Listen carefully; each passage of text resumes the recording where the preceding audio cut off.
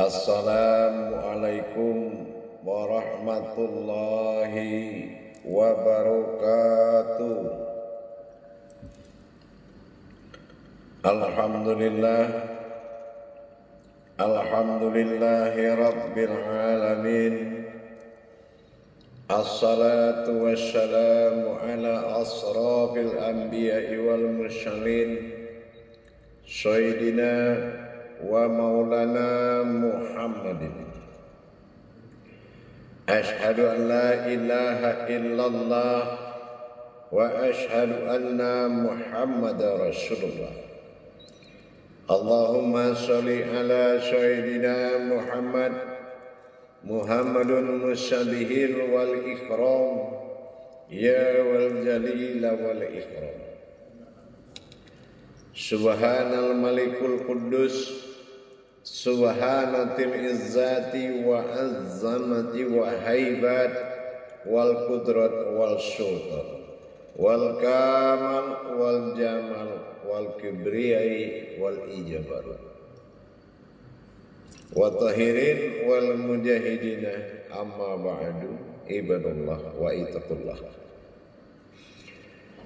Bersyukur kita kepada Allah dengan mengucapkan alhamdulillahirabbil alamin atas segala karunia, limpahan rahmah dan hidayahnya, serta dengan izinnya juga kita dapat menjalankan amanahnya, beramal dan beribadah zahir batin dunia dan akhirat. Bersalam kita tidak akan pernah kita lupakan.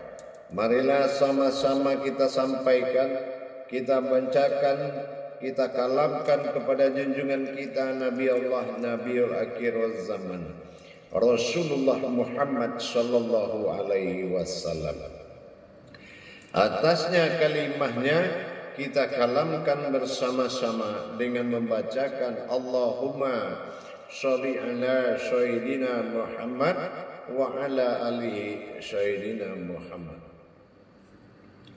Bertemu lagi dengan saya Guru Mursyid Syekh Nur Muhammad Buya Irwan Maulana Al-Khalidi Sumatera Barat.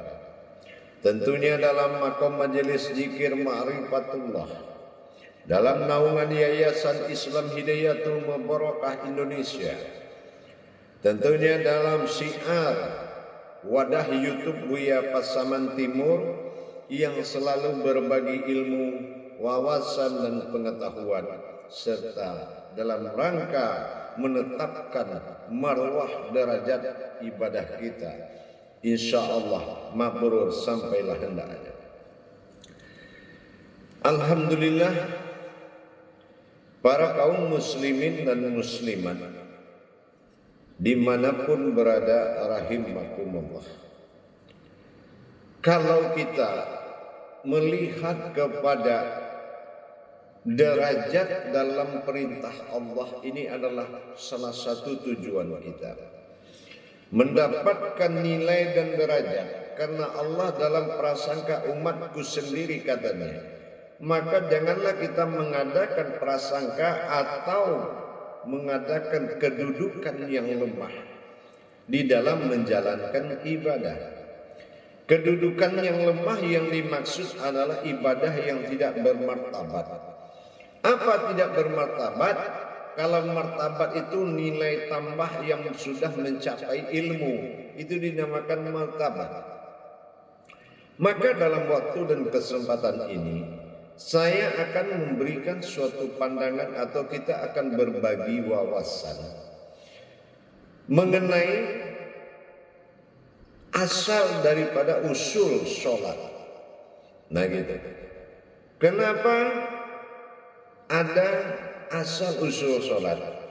Kalau kita tinjau dari akidah, dari sisi sunnah dan amaliyah, Rasulullah telah membawa sebuah hikmah besar berupa sholat. Dan Rasulullah juga telah menjemput Al-Quran juga sebagai ibadah sa'adiyah kita kepada Allah, sholat sebagai syahadah. Tetapi perlulah kita memahami, karena apabila kita mengerjakan sesuatu pekerjaan, yang kita tidak terbawa atau tidak merasakan nilai dari semua yang kita kerjakan, ini tidak mendapatkan apa yang Allah janjikan seperti hidayah, barokah, karomah. Ini tidak akan kita dapati. Nah, untuk itu kita coba melihat dari sisi perbuatan yang akan kita lakukan. Ini juga kita harus tahu. Contohnya apa? Kita mendengar azan. Ini yang membuat azan ini sampai ke kita. Tentulah kita harus tahu. Oh, ini tugas saya seperti ini. Ini makomnya maghrib. Berarti ini tugas saya begini dalam sholat nanti. Dan saya harus bisa menjadikan seperti ini. Jadi kita tahu hubungan Baitullah yang ada di ibadah sholat ini. Nah, kita lihat kenapa Allah jadikan sholat ini tepat pada 5 perjalanan. Kalau dalam amaliyah dikatakan 5 waktu.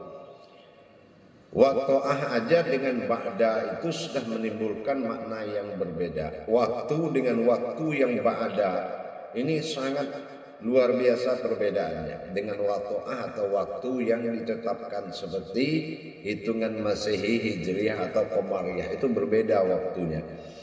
Jadi maknanya itu berbeda. Jadi kenapa ada 5? Satu pertanyaan. Yang kedua, ini secara hakikat ya jamaah para hadirin, bukan secara amaliyahnya. Kalau amaliyah ini kan adalah risalah atau riwayat yang diterima oleh akal dan diimani oleh hati. Beda dengan kita mentadabbur kajinya.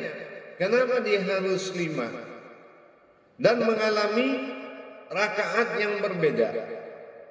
Ada yang 4 zuhur, 4 asyar, 3 maghrib, 4 isya, 2 subuh.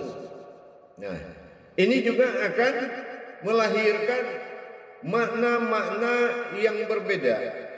Padahal kalau kita sholat, itu yang kita kerjakan tuh maknanya ikamatis, perjalanan mendirikan waktu dan mendirikan sholat ini beda dengan ifa'alus, hanya mengerjakan yang bersifat amaliyah. Itu beda. Jadi kita ada pemahaman di sini bahwasanya kenapa ada 5 yang ditetapkan sebagai perjalanan. Artinya ada 5 perjalanan besar. Yang 5 perjalanan besar ini menuju Tuhan semuanya. 5 ini kodrat dari sholat yang 5 tadi. Yang pertama, ada yang disifatkan kepada jasad atau alam. Nah, jasad atau alam ini menyembah. Ya. Nah, ini dikatakan jasad. Jasad mencari ruh. Nah, ruh ini hayat, makhluk. Makhluk pun dia punya Tuhan dan punya kewajiban bertasbih kepada Allah. Ini makhluk. Nah, jasad, ruh. Yang ketiga, nur. Nur ini hayatnya Allah yang mengabdi kepada Allah. Nur fil abdihi ilallah. Nur itu ada yang menyembah. Dan zat. Nah, ini asal usul dari nur tadi. Nah, zat ini adalah kodrat. Kodrat ini jatuhnya kepada amaliyahnya, kodratnya adalah jasad. Ini zat, cuma zat ini yang bersifat fana, jasad. Nah, yang kelima, ini adalah batin. Nah, batin ini adalah kodrat. Jadi ada jasad, ada ruh, ada nur, dan ada zat, dan ada batin. Kelima-limanya ini adalah kodrat bagi Allah. Ada yang menjadi kehidupan, ada yang menjadi hidup, ada yang menjadi makhluk, ada yang menjadi kodrat alam, dan ada yang menjadi hayat. Nah, ini beda-beda. Nah, yang kelima-limanya ini tadi, ini adalah yang dipecah menuju 5 waktu. Nah, 5 waktu contohnya nur. Nur ini masuk ke dalam kodrat zuhur. Nah, ini zuhur. Karena masuk zuhur ketemu dengan 4 kodrat lagi. Dia pecah 4 pada kodrat zuhur. Apa jatuhnya? Nur Adam Sahadah ilmu. Nah, ini nur jatuhnya. Akhirnya nur Adam Sahadah ilmu ini adalah mendirikan hayat Allah dan menenggelamkan hayat daripada alam nurul. Nah, ini nurul alam nurin, berdirinya nurullah dan tenggelamnya segala nurul yang menjadi dari nur Muhammad. Nah, ini berdirilah semacam nurullah, atau dikatakan naik kubah, nur yang naik kubah. Ini jatuhnya pada jam 12. Ya, jam 12. Nah, yang 12 ini 1, 2, 3. Nah, ini ada tiga kodrat yang akan berdiri dan menjatuhkan kodrat alam sehingga berakhir dengan maghrib atau masriqi wal maghrib, menyingkirkan atau menapiskan nur untuk tenggelam kepada maghrib atau kematian.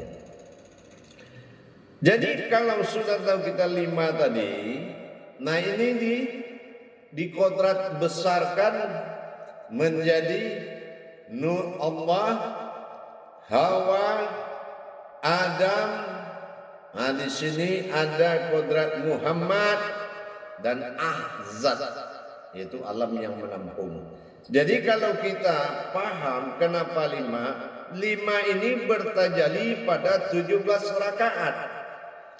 Nah, apa yang dikatakan 17 rakaat? Nah, inilah yang dibagi tadi, ya, yang dibagi menjadi 17. Jadi kalau bertajali kita lihat jam 5 itu jam 17 rakaat ini masa menghadap sifat kepada zat. Sifat itu kodratnya 7, zat kodratnya 1. Jadi 17 ini adalah masa sifat kepada zat. Nah, seluruh yang berkodrat rakaat sholat itu namakan sifat, berdiri sifat dan kepada zatnya sendiri. Nah, inilah yang dikatakan sifat dan zat dengan 17 dalam 5 tauhid. Itu kita lihat dari sisi kedatangan besarnya 5 kodrat penyembah Allah. Ya, 5 kodrat yang bertuhan kepada Allah, itu 5 kodrat. Nah, di sini kan kita lihat nanti bagaimana perjalanan yang 5 waktu ini dengan 5 kodrat tadi menjalankannya.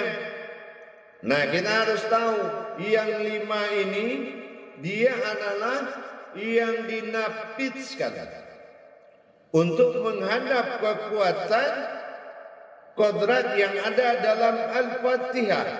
Itu setiap sholat begitu. Apabila berdiri Fatihatun Nasr, berdirinya kodrat batin Allah yang bersifat diri, maka tenggelamlah seluruh diri. Seluruh kodrat akan tenggelam dengan hadirnya diri yang berhadapan dengan Allah dalam maqam Al-Fatihah. Jadi yang jumlah rakaat-rakaat ini dia akan terhimpun menjadi satu diri. Apabila satu diri ini sudah diikomatkan dia berdiri, maka seluruh kodrat rakaat yang isinya adalah alam itu akan tunduk kepada diri yang berdiri. Nah, tunduknya apa?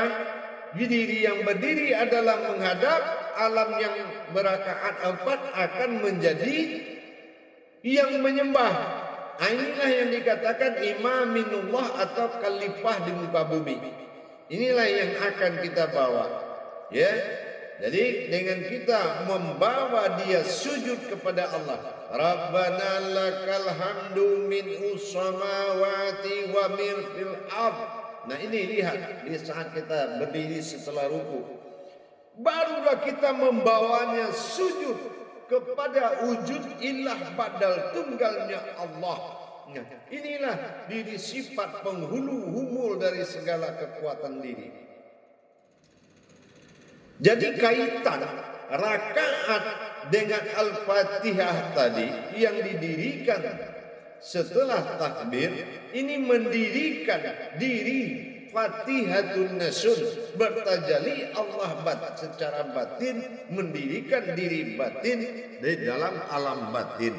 Nah, inilah yang akan mengimami seluruh alam kepada Allah untuk dalam rangka menyembah bagi alam, menghadap bagi diri Fatihatun Nasun tadi. Jadi kalau kita pelan-pelan kita sudah memahami bahwasanya alam ini akan baik kalau kita baik. Artinya kalau kita bawa mereka itu menyembah Allah sebagai khalifahnya di muka bumi, Rabbil Alamin, Tuhan dari sekalian alam, rahmatan fil alamin, berkodrat Muhammad bertajalli dalam batin Al-Fatihah, maka tidak mungkin murka alam ini kepada kita. Tidak mungkin jemaah. Alam tidak akan pernah memurkai sesuatu yang tidak dikehendaki oleh Allah. Tetapi apabila kehendak Allah pada diri, martabat kekhalifahan, martabat insaniyah Allah tidak menjadi di atas martabat arasnya alam, ini akan menjadi suatu permasalahan. Murkanya alam. Murkanya apa? Meratap alam ini. Harusnya engkau dijunjung, kami hargai, kami layani sesuai perintah Allah.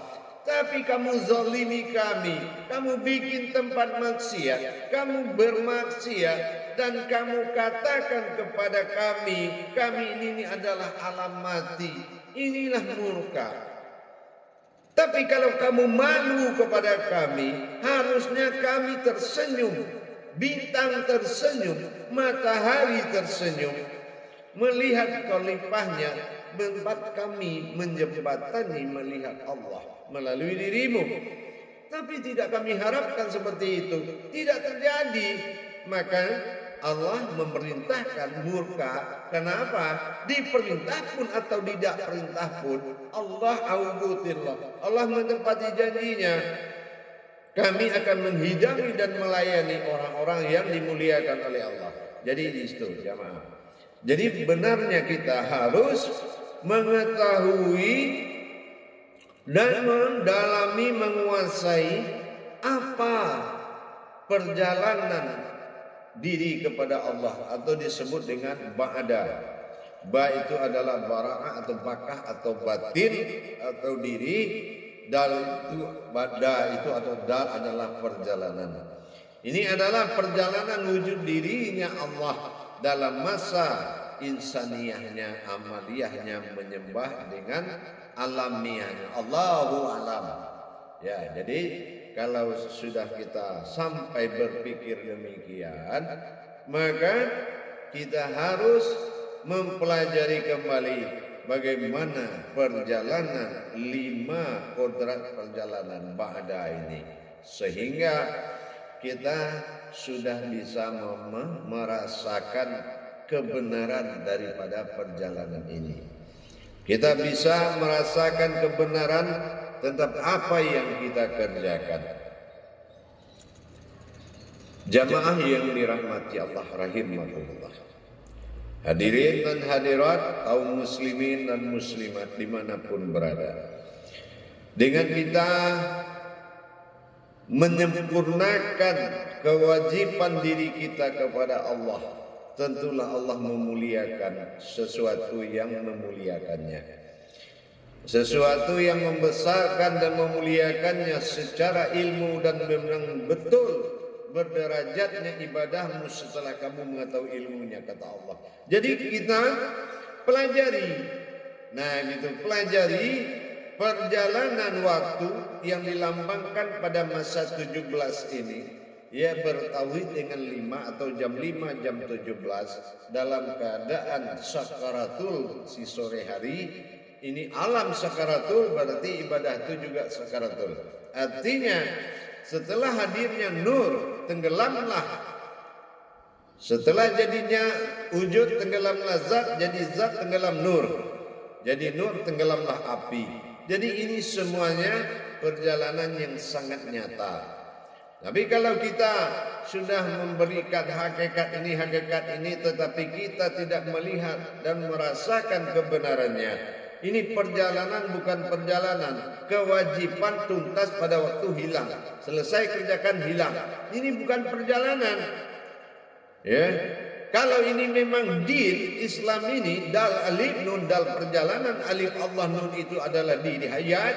Ini perjalanan di hayat kepada Allah. Ba'da ba itu batin dal perjalanan, saya ulangi.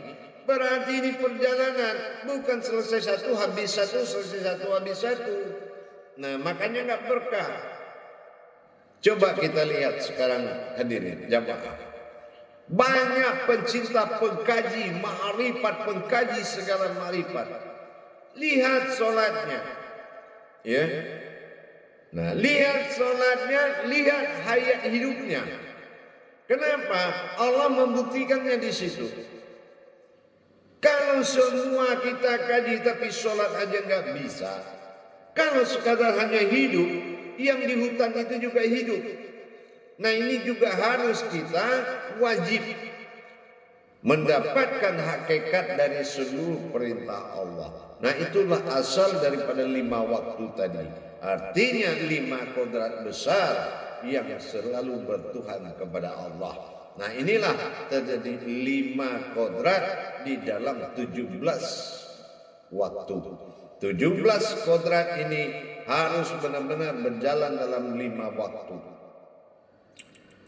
4, 17, 1 dan 7. 7 berupa sifat hak yang menyembah, 1 berupa zat hak yang disembah. Ingat, makomnya adalah kodrat yang bersembunyi di balik rakaat.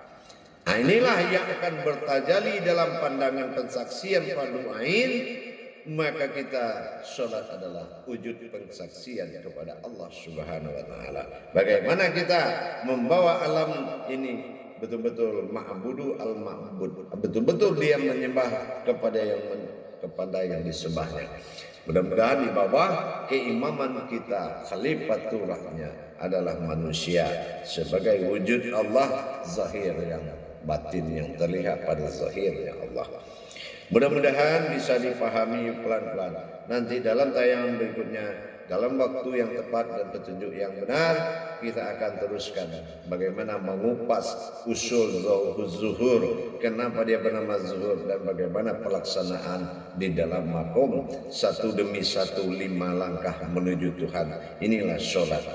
Insya Allah mudah-mudahan bisa kita pahami dan kita belajar dengan baik. Mari kita belajar. Insya Allah sama-sama belajar kita. Alhamdulillah para jemaah sekalian, bagi yang ingin memperdalam wawasan dan ilmu pengetahuan secara hak, halalkanlah dirimu dan dapatkanlah hakmu dengan berbaiat. Mudah-mudahan mursyidmu adalah ahli dirimu sendiri. Jadi lihatkan langkah dengan kaki yang benar.